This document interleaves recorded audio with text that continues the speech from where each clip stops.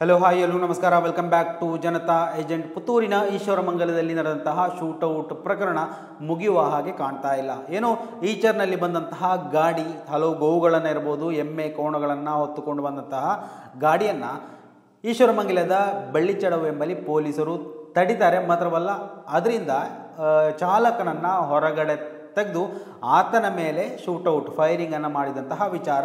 ಮಾತ್ರವಲ್ಲ, ಹಲವು ಊಹಾಪೋಹಗಳಿಗೆ ಈ ಒಂದು ವಿಚಾರ ಕಾರಣ ಆಗಿತ್ತು. ಹಲವು CCTV ದೃಶ್ಯಾವಳಿಗಳು ಈ ಒಂದು ವಿಚಾರವನ್ನು ಎತ್ತಿ ಹೇಳ್ತಾ ಇತ್ತು. ಅಂದರೆ ಈಚರ್ ಗಾಡಿಯ ಹಿಂದ್ಗಡೆ ಪೊಲೀಸ್ ಜೀಪ್ ಮಾತ್ರ ಅಲ್ಲ, ಬೇರೊಂದು ಕಾರು ಕೂಡ ಇತ್ತು ಎನ್ನುವುದರ ವಿಚಾರದ ಬಗ್ಗೆ ಮಾಹಿತಿ ಕೂಡ ಇತ್ತು. ಸೊ ಇವೆಲ್ಲವನ್ನು ಗಮನಿಸ್ತಾ ಇರುವಾಗ ಆ ಒಂದು ಜನಾಭಿಪ್ರಾಯ ಎನ್ನುವಂತಹ ಒಂದು ರೀತಿಯಲ್ಲಿ ನಿನ್ನೆಯ ದಿವಸ ಎಕ್ಸ್ನಲ್ಲಿ ಹ್ಯಾಶ್ಟ್ಯಾಗ್ ಟ್ರೆಂಡಿಂಗ್ ಆಗಿತ್ತು. ಅಂದರೆ ಈ ಒಂದು ಪುತ್ತೂರಿನಲ್ಲಿ ನಡೆದಂತಹ ಫೈರಿಂಗ್ ಏನಿದೆ ಅದು ಕಾನೂನು ಬಾಹಿರವಾಗಿ ನಡೆದಿರುವಂಥದ್ದು. ಇದರ ವಿರುದ್ಧವಾಗಿ ಜನ ತಮ್ಮ ಆಕ್ರೋಶವನ್ನು ವ್ಯಕ್ತಪಡಿಸಿದಂಥದ್ದು. ಸೊ ಈ ಒಂದು ವಿಚಾರದಲ್ಲಿ ವ್ಯಾಪಾರಿಗಳ ಕಾಲಿಗೆ ಗುಂಡು ಹಾಕಿರುವುದು ಪ್ರಜಾಪ್ರಭುತ್ವದ ವ್ಯವಸ್ಥೆಯಲ್ಲಿಯೋ ಅಥವಾ ಹಿಟ್ಲರ್ನ ರಾಜ್ಯದಲ್ಲಿಯೋ ಅಂತ ಪ್ರಶ್ನೆ ಮಾಡಿರುವಂಥದ್ದು. ಮುಖ್ಯಮಂತ್ರಿಗಳು ಪ್ರಶ್ನೆಗೆ ಉತ್ತರಿಸಬೇಕು ಅಂತ ಹೇಳಿರುವಂಥದ್ದು. ನೋಡಿ, DK police fake firing, we demand judicial enquiry. ಅಂದರೆ ಈ ಒಂದು ವಿಚಾರದಲ್ಲಿ ಜುಡಿಷಿಯಲ್ ಎಂಕ್ವೈರಿ ಆಗಬೇಕು ಅಂತ ಜನಾಭಿಪ್ರಾಯ ಎದ್ದಿರುವಂಥದ್ದು. ಇನ್ನು ಶಾಸಕರ ವಿರುದ್ಧವಾಗಿ ಕೂಡ ಎಕ್ಸ್ನಲ್ಲಿ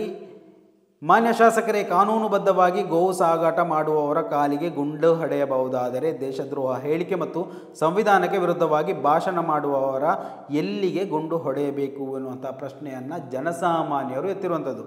ನೆನ್ನೆ ದಿವಸ ಹಲವು ಹ್ಯಾಶ್ಟ್ಯಾಗ್ಗಳು ಎಕ್ಸ್ನಲ್ಲಿ ಟ್ರೆಂಡಿಂಗ್ ಆಗ್ತಾಯಿದ್ವು. ಅದರ ಜೊತೆಗೆ ಈ ಒಂದು ಹ್ಯಾಶ್ಟ್ಯಾಗ್ ಕೂಡ ಟ್ರೆಂಡಿಂಗ್ ಮಾಡೋದಕ್ಕೆ ಕರೆಯನ್ನು ಕೊಟ್ಟಿದ್ದರು. ಸೊ ಈ ಒಂದು ವಿಚಾರ ನಿನ್ನೆ ಬರ್ತಾ ಇರೋದು ನೋಡಿ, ಒಂದು ರೀತಿಯಲ್ಲಿ ಈ ಒಂದು ವಿಚಾರದಲ್ಲಿ ಯಾವುದೇ ಇತ್ಯರ್ಥ ಆಗಿಲ್ಲ ಅನಿಸುತ್ತೆ. ಆ ಒಂದು ದಿವಸ ಏನು ತನಿಖೆ ವಿಚಾರಣೆ ನಡೀತಾ ಇತ್ತು, ಅದು ಮುಂದಿನ ದಿವಸಗಳಲ್ಲಿ ಏನು ಮಾಹಿತಿಗಳು SP ಇಂದಾಗಲಿ ಅಥವಾ SI ಇಂದಾಗಲಿ ಅಥವಾ ಇನ್ಯಾರೇ ಆಗಲಿ ಹೊರಗಡೆ ಹಾಕಿರುವಂತಹ ಯಾವುದೇ ಸನ್ನಿವೇಶಗಳಿರ್ಬೋದು, ಪತ್ರಿಕಾಗೋಷ್ಠಿ ಇರ್ಬೋದು, ಕಾಣಲಿಕ್ಕೆ ಸಾಧ್ಯ ಆಗಿರಲಿಲ್ಲ. ಅಂದರೆ ಅವರು ಆರೋಪಿಯನ್ನು ಬಂಧನ ಮಾಡಿದರೆ ಓಕೆ, ಆತನನ್ನು ವಿಚಾರಣೆ ಮಾಡಿ ಏನು ಎತ್ತ ಅನ್ನುವಂತಹ ವಿಚಾರ ಹೊರಗಡೆ ಬರಬೇಕು.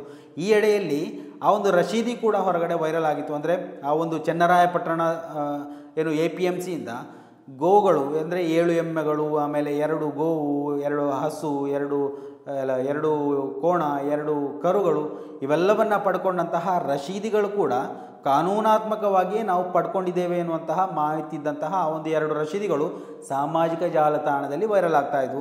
ಸೊ ಇವೆಲ್ಲವನ್ನು ಜನ ನೋಡಿ ಎಲ್ಲ ಮೊದಲೆಲ್ಲ ಒಂದು ರೀತಿಯಲ್ಲಿ ಪೊಲೀಸರು ಏನು ದಾಖಲೆಗಳನ್ನು ಕೊಡ್ತಾರೆ ಅದನ್ನೇ ನಂಬ್ತಾ ಇದ್ರು. ಆದರೆ ಇವಾಗ ಜನರೇ ಒಂದು ರೀತಿಯಲ್ಲಿ ಕ್ರಾಸ್ ವೆರಿಫೈ ಮಾಡ್ತಾರೆ ವಿಚಾರಗಳನ್ನು, ಏನು ಎತ್ತ ಅನ್ನೋದು.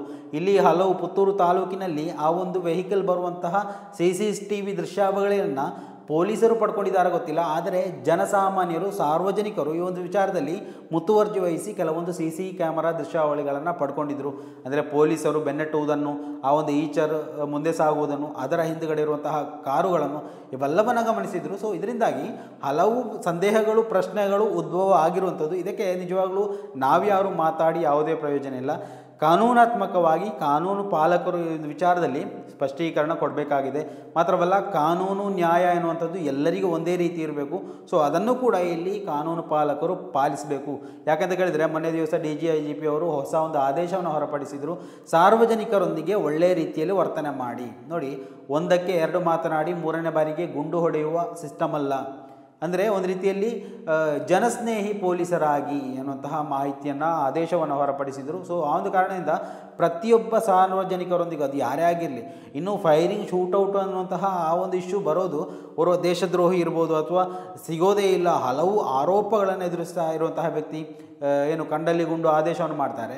ಸೊ ಆ ಒಂದು ಸಂದರ್ಭದಲ್ಲಿ ಫೈರಿಂಗ್ ಮಾಡಬೇಕಾದಂತಹ ವ್ಯವಸ್ಥೆ ಏನಿದೆ, ಇವತ್ತು ಜನಸಾಮಾನ್ಯರ ಮೇಲೆ ಒಂದು ಗೋವು ಸಾಗಾಟ ಮಾಡಿದ್ದಾರೆ ಎನ್ನುವಂತಹ ಕಾರಣಕ್ಕೆ ಫೈರಿಂಗ್ ಮಾಡಲಾಗುತ್ತೆ ಅಂದರೆ ಕಾನೂನು ಎಷ್ಟರ ಮಟ್ಟಿಗೆ ಹದಗೆಟ್ಟಿದೆ ಅನ್ನೋದನ್ನು ಇಲ್ಲಿ ನಿರೂಪಣೆ ಮಾಡುತ್ತೆ. ಮಾತ್ರವಲ್ಲ, ಅದಕ್ಕೆ ಬೆಂಬಲ ಕೊಡುವಂತಹ ಶಾಸಕರು ಇರ್ಬೋದು ಅಥವಾ SP ಇರ್ಬೋದು, ಯಾರೇ ಇರ್ಬೋದು, ಈ ಒಂದು ವಿಚಾರದಲ್ಲಿ ಕಾನೂನಾತ್ಮಕವಾದಂತಹ ಕಾನೂನು ಏನು ಹೇಳುತ್ತೆ ಅನ್ನೋದನ್ನು ಸ್ಪಷ್ಟಪಡಿಸಬೇಕು ಎನ್ನುವಂತಹ ಆಶಯದೊಂದಿಗೆ, ಆಗ್ರಹದೊಂದಿಗೆ ನಿನ್ನೆ ದಿವಸ ಹ್ಯಾಶ್ಟ್ಯಾಗ್ ಟ್ರೆಂಡಿಂಗ್ನಲ್ಲಿ ಇದ್ದದ್ದು. ಸೊ ಆ ಒಂದು ವಿಚಾರ ಕೂಡ ನಿನ್ನೆ ದೊಡ್ಡ ಮಟ್ಟದಲ್ಲಿ ಸುದ್ದಿ ಆಗ್ತಾ ಇತ್ತು. ಸ್ನೇಹಿತರೆ, ದಯವಿಟ್ಟು ಈ ಒಂದು ವಿಚಾರದಲ್ಲಿ ನಿಮ್ಮ ಅಭಿಪ್ರಾಯಗಳನ್ನು ಕೂಡ ಕಮೆಂಟ್ ಮಾಡಿ. ಮುಂದಿನ ಮಾಹಿತಿಯೊಂದಿಗೆ ಮತ್ತೆ ಭೇಟಿಯಾಗೋಣ. ಅಲ್ಲಿವರೆಗೂ ನಮಸ್ಕಾರ.